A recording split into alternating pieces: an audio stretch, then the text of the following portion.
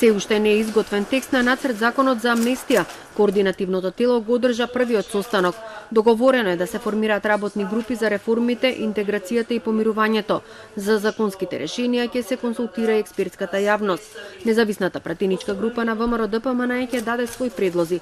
Целосна амнестија за индиректните учесници во настаните од 27 април и наоѓање правни модалитети за преквалификација на делата на директно инволвираните. Емилија Александрова порача дека нема простор за импровизации. Приведувањата може да имаат влијание врз процесот на помирување кој е условен.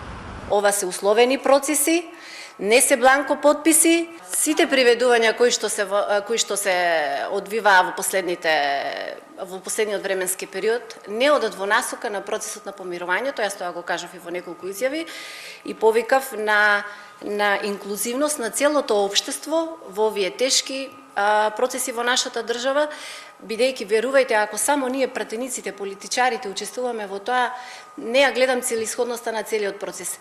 Фросина Ременски тврди дека постапките кои ги води СЈО во ниту еден момент не смеат да влијаат на процесот на помирување, но сепак како законодавна власт може да даваат сугестии и предлози. Одлуките за државата се носат тук. Правдата и праведноста во постапките треба да биде гарантирана од независноста на судството. Тоа не значи дека ние ќе му кажеме на судството како да ги мери доказите и како да ја утврдува вината.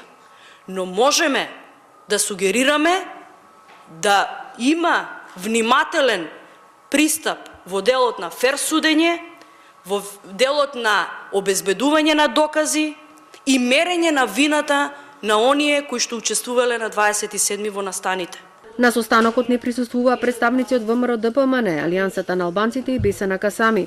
Лидерот на ВМРО-ДПМН Христијан Мицковски вели дека доколку било кое законско решение на координативното тело понуди одговор на политичкиот прогон што и се случува на партијата, тогаш тие ќе го поддржат.